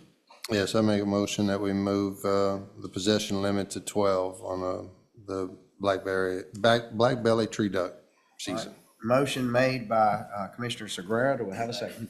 Second by Commissioner Walker. All in favor? Aye. We have received a lot of positive comments about the whistling duck deal. That's good work. Our executive staff going up to Washington and lobbying for that, and that's good work on your part, and thank you for that. Any other amendments to this item agenda? Okay. If not, let's move on. Thank you for your work, Mr. Duguay. The amendment, receive and consider potpourri amendments on the Scenic River Program Notice of Intent. Ms. Wolf. Hey, Andy, before we do that, do you mind if I just comment on the NOI?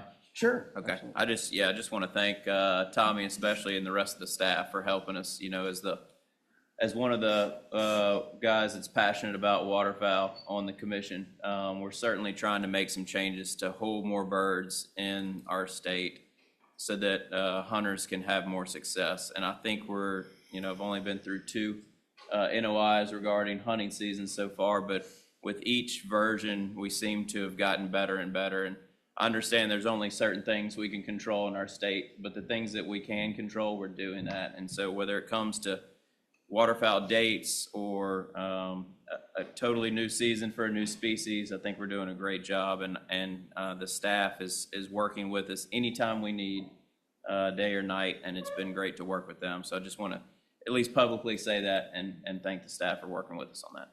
Yes, thank you for those comments, Commissioner Walker. All right, Ms. Wolf, would you like to tell us about your amendments to the Scenic River? Yes, thank you, Chairman and Commissioners. My name is Amelia Wolf. I'm currently the Scenic Rivers Coordinator for the department. And back in July of last year, we presented before you the NOI for the Scenic Rivers Act. And it included basically a lot of updates because there had been no updates since the late 80s. And so it basically just brought a lot of opportunities for us to streamline the process, make it more understandable to the public as they are interacting with the scenic rivers themselves and also through the regulatory process inherent inside the Scenic Rivers Act. During the public notice process, we did receive some comments from the public that allowed us to go back and review some of our proposed changes under the original NOI. And so we have since made some changes after hearing and reviewing and some internal consideration of those comments. The first one being underneath the permitted activities in the Scenic Rivers Act, we had added in originally this explanation of timber harvesting within 100 feet of a scenic river deviating from the definition of selective harvest. And just to refresh our memory, inside the statute for the Scenic Rivers Act, under Title 56, it does actually specify certain conditions where commercial harvesting is prohibited, except for 3 conditions, and one of them being selective harvest. So we were trying to make an opportunity for some sort of habitat improvement along scenic rivers that might not specifically fit inside the selective harvest definition, but many citizens were concerned that that would open up the opportunity for clear cutting and perhaps not appropriate restoration of those areas. So in light of that concern, and so we would not be any potential to be in conflict with Title 56, we did remove this opportunity on this text here. However, we clarified under the, also what was added back in July under the original NOI, under the general permits, number 7 specifies, it goes into more detail about the habitat improvements to riparian ecological functions, still within that 100-foot buffer. We took out the text when exceeding selective harvest definition, simply because it was very confusing and made it seem like it was trying to open up avenues for clear cutting without restoration. That is not what we were trying to establish whenever we were making these general permits or whenever we were trying to clarify for the public how the Scenic Rivers Act can work for them. And so we have since modified it to simply be, if there is habitat improvement, specifically on a scenic river inside that buffer zone, we now have an expedited permitting opportunity for that action. And so in accordance with our requirements, we do have a potpourri hearing, which will be on March 24th at 10 a.m. right here in this room with yours truly. Any questions or concerns or comments? I know we have one public comment from Matthew Allen.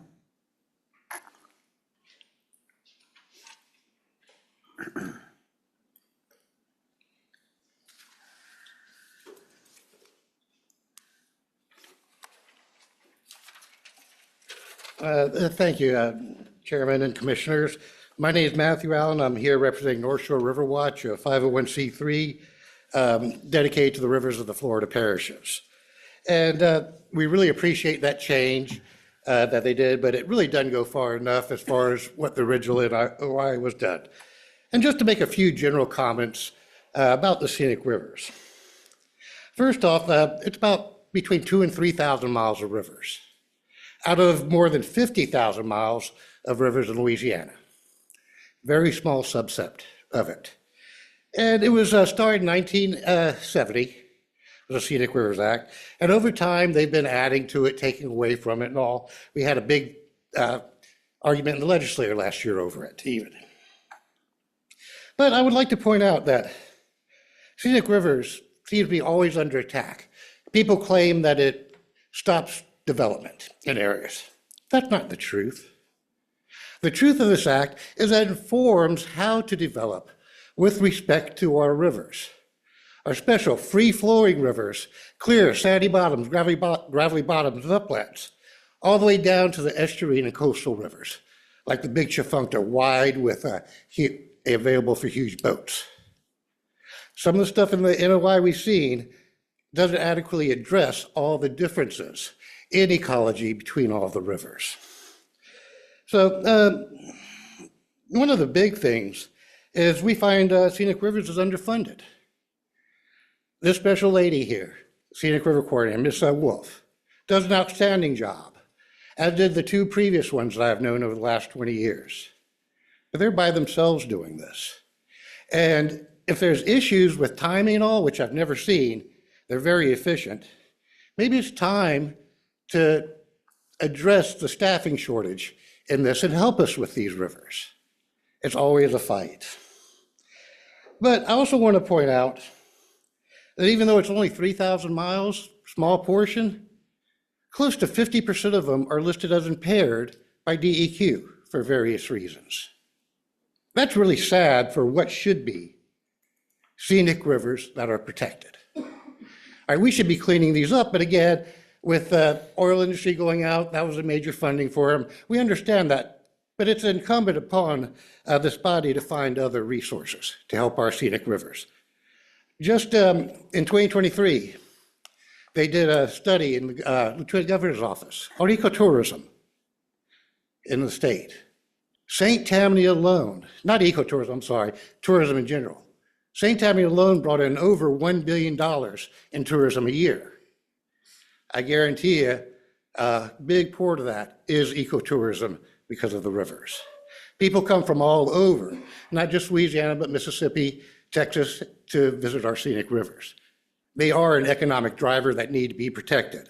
And we need to be very careful when we start making these rule changes that have been relatively effective when they're enforced throughout the years. And again, I got that number, 29 out of 54 impaired, from the 2022 LDEQ integrated report. Now, public participation is what makes scenic river programs so strong. Everything goes into the public. And one of the requirements of the Scenic River Act is it has to have full consideration to all aspects of the environment when you're permitting on these rivers. General permits, they take away that. It gives one side from whoever put in the permit. They get to control the story, and nobody else will ever know what's going on. So general permits are a real problem here as far as the Scenic Rivers Act. And I also like to point out, we're fighting LDEQ right now with the Smitties. Tangipahoa River, a scenic river from the original act in 1970, was polluted by one of the largest inland chemical and oil spills in the nation ever back in August. And we still have stuff coming out of it, going into the river. And we would like to see, I'll talk about that later today. But anyway, I really appreciate the thankfulness, but I want to put it in your head. It does not stop development. It informs how to develop with our rivers and multi-use of the rivers for the entire population in mind. Thank you, Commissioners. I appreciate your comments, and certainly a worthy cause for you to be championing, and I appreciate your hard work. Ms. Wolf, there's some amendments that you would like for us to consider at this time? Is that kind of where we are? Just what is proposed, sir. Okay. So at this time, the amendments that Ms. Wolf presented to us, I need someone to make a motion to adopt those. All right, Commissioner Martin has moved, and Commissioner Walker has seconded. All in favor? Thank you. And I appreciate the work that you're doing and continuing to work with Mr. Allen about his concerns. And anytime, Ms. Wolf, that you feel like you need to talk to us about that or anything, you're welcome to call us, okay? We are concerned. Thank you, Mr. Chairman. Thank you. All right, we can move on to item number 12 on our agenda. And let me just say what we're doing. So after last month's meeting, the NOI we had passed, it was in a posture to go to oversight, and we had been kind of holding that back to kind of make sure we had all the comments we needed and have studied and so forth. So after your group appeared last month, I asked the department to go ahead and send it to oversight. There seems to have been some work that was done at oversight, and we've got feedback from them and from you guys, and we've decided, or what I would like to do, or what I'm proposing that we do today, is pull that NOI back from oversight and hold it until after the legislative session. We hear there's some things that might be done in the session. We don't want to work over the, it's my opinion that we shouldn't work over and on top of the legislature. Let's see what they do, if anything, and then let's reconsider based on whatever happens in the legislature and the comments that they get this year, and then come back and revisit the NOI at that time. That's the proposal I'm making today at some point. Now, I think Ms. Gill, you wanted to speak, and we're welcome to have you come and talk to us at this time, but that is what I'm recommending that we do. Not sure that's what we're going to do, because I can't. We'll see what they do, but you're welcome to come speak.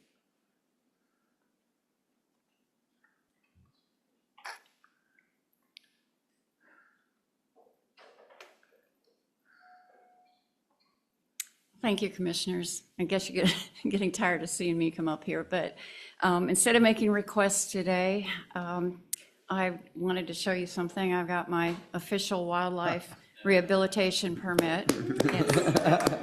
And so I wanted to thank Brad, I don't know if he's here today, and all the other people. I know Dr. Jonathan Roberts helped develop the test so that more of our rehabbers could take the exam and get licensed or permitted. I know Tommy Tuma had something to do with that also, and probably a lot of other people that I don't even know behind the scenes. So I just wanted to thank y'all and those that were primarily involved in making this happen, because now we have options to take the exam, get licensed. We also have some other options. I went through a basic skills course and that qualified. So we appreciate the changes, and I hope that, if I understand right, the other changes will hopefully what we're going to follow. do is wait till see what the legislature does, if that impacts at all the NOI or not, and then we'll after the session we'll bring it back up, and that will be an opportunity then to amend it if the commission so sees fit. And then it may pass, is that dependent? Right, if the commission were to amend it and finalize the NOI, then it would go back to oversight, would have an opportunity then to do their thing after the notice and comments. This is a whole process that we have to go through that we've already been through once. We would go back and not start it over because we have the NOI in place. It would just be, it would start comment period again, and the deadline to get it to oversight would start again, and all of those things. So, but we just want to make sure that we don't do something today and then the legislature do something, then we got to come back and revisit it. So let's just see what's going on in the legislature, see what the feedback we get from those folks over in the Capitol this year, and then come back and make some changes or not. Can I ask what you anticipate the legislature might do? You know, I'm not sure. We anticipate, you know, there's been a lot of chatter coming, you know, I went to, can't even remember what the meeting was about now that I went to over there, but there has been a lot of feedback and chatter going back in the legislature. Not really sure what to anticipate that might come out of there. I haven't seen any bills yet. There may be some that are filed, but we do know that there's some interest over there, and let's just see what they do or don't do. Okay. Thank you. And Ms. Gill, I, you know, certainly would never, I'm not your group, I appreciate your work and what you're doing, and the professionalism that you have shown to us and your group. I don't know if you're aware of this, and I'm certainly not accusing anyone that ever set foot in this room or even lives in the state of Louisiana, but just to be aware, for your group needs to be aware that we're receiving some emails and text messages that are lewd and abhorrent. I mean, that Siri blushed when she read one to me, and I was glad my wife was not in the truck, because she probably would have made me walk from there on. They're very crude, and absolutely not accusing you or anybody in your group. Thank you for what you're doing. Y'all been professional. I'm just bringing it to your attention so that you'll know that there's somebody out there generating these things, maybe by AI. They're probably not even in the state, but you know, you just need to be aware of that there's somebody out there is just being very crude towards us. So. Is it accusations against the commission? Well, they're using very vile sexual language in trying to get their point across, calling us names and accusing us of committing lewd acts, you know, and being, it's very bad. I mean, I don't even want to get to the detail of what they say, but I guess that's some way to have it maybe intimidate us or say, hey, you wouldn't want the public to hear this, you know, I don't know. But it's certainly been disappointing to us to receive those types of things. But I'm not accusing you at all. I can say that we're more professional. No, absolutely. I knew when I saw the first one, I was like, there's no way that group would ever do this, you know, or ever even recommend this. We might be a little mad from time to time. Yeah. All right. Thank you so much. Appreciate it. Yes. I would like to thank Tommy, Randy, and anyone else that had anything to do with getting this online in a timely manner and honoring your word and to get things moving in the right direction. So thank you very much. Thank you. And one more thing, I'd just like to address, I know it looks like you don't even know about the emails that we were getting, but if I had to rate them from a 1 to a 10, it's a 10. That's how bad it is. It is terribly disgusting, and to go ahead and accuse any of us for what they put on them emails is totally uncalled for, because it's really, really bad. And like Andy said, you know, Sarah, he's glad his wife didn't read it. Well, I let my wife read mine, and she come and glue. She wanted to go find that person, you know, right there. So when you get one of these country girls from the bayou over there, she just went irate on her, you know, right there. So just to let you know how bad it is. Ms. Gill, to answer your question, no, we have not pursued trying to track those. If they persist, we probably will, but sometimes some things are just better just, you know, let it go and realize that it's people that make those kind of comments we would not associate with. And I know you wouldn't either. And so unlike Mr. Blanchard or Commissioner Blanchard's wife, my wife she used to use one of these pretty much every day, and I didn't let her see them. So she might have used it on me. But anyway, so thank you. Any other comments? If not, then I would entertain a motion by someone to formally withdraw the NOI from the legislature oversight to bring it back in-house for further review. Did I say that right? Yes, sir, you did. Just to kind of clarify what you're going to be voting on and the procedure of this. So obviously, we've done the NOI, it went through the public comment period. We got robust public comment. After hearing from public comment for the previous 2 months here in this room, as Commissioner Brister said, he urged the secretary to utilize his authority to send this to oversight. What you'd be voting on here is taking commission action to formally withdraw it from oversight consideration here, as he mentioned, pending the termination or the end of the legislative session. You have 1 year from the date of the NOI publication to make a rule final. That clock will still be ticking once the session has ended, so there will be time thereafter to take whatever action you deem necessary or appropriate on this. So that's kind of just procedurally where you'd be at and what you're going to be voting on here. Thank you. Do I have a motion? So moved. A motion by Commissioner Segura, second by Commissioner Wall. All in favor? Aye. Thank you. And Ms. Gill, we look forward to seeing you again. Thank you for your pleasant nature. Receive public comment period. We're moving into agenda item number 14, and we have someone, Matthew Allen, that would like to make comment about the Tangipahoa River and the Smitty's deal. Thank you, Commissioners. Yeah, I was getting ahead of myself last time a little bit. But again, Matthew Allen, representing North Shore River Watch. And just want to, again, bring up, Smitty's is an ongoing pollution problem. We expected it. I was on the ground that Saturday after the explosion, documenting the oil getting into the river and all. And we knew then it was going to be years to clean this up. Most of it's going to be cleaned up by nature. They couldn't catch most of it. We spent weeks watching black oil flowing down the Tangipahoa River. Currently, the residents report no wildlife left around the river. They don't see the clam trails in the beaches. The sand flies, gone. No tracks on the beaches. Raccoons, possums, otters, they haven't seen anything for months up there. And we still have ongoing discharges coming off the cleanup site without permits. I just looked this morning, Smitty's put in an LDQ general permit that we wouldn't know about unless we were watching for discharging storm and wash water into the ditches and into the Tangipahoa River. As long as this is going on, the Tangipahoa will never have a chance to recover. And I'd like to urge this body to start enforcing the Scenic River regulations on this. There's not a place in the Scenic River Act for citizen lawsuits. It falls upon Wildlife and Fisheries to enforce it. And I'm up here asking, nay, begging for you all to start enforcing and stopping these polluting discharges.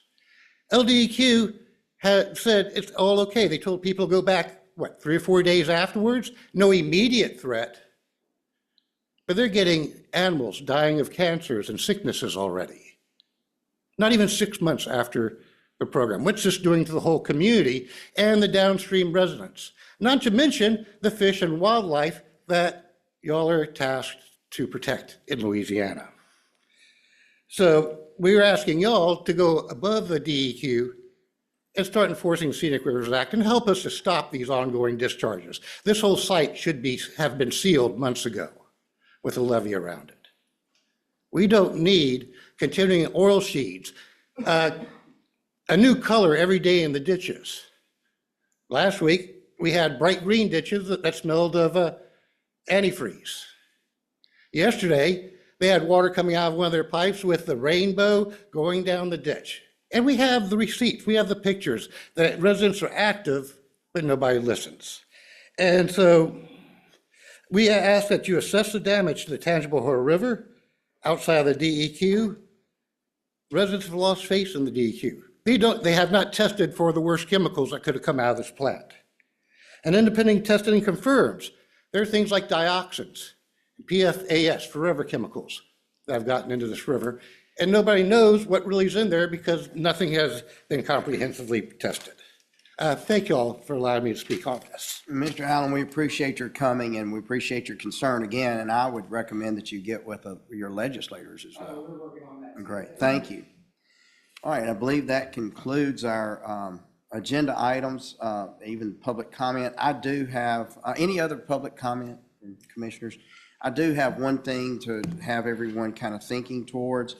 We had, our April meeting, which would be the one that we addressed the CWD issue, we had put that on April Fool's Day, it's April 1st, but neither that, it doesn't really matter. But anyway, I thought that was kind of funny. But we're thinking about moving that to the 9th of April, which would be, and move the meeting to Vidalia.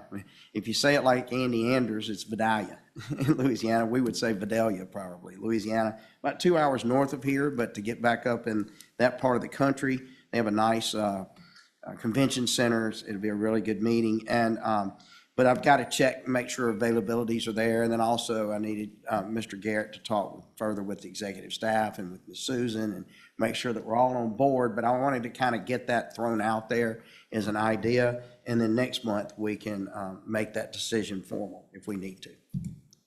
Does that cover everything? Yes. All right.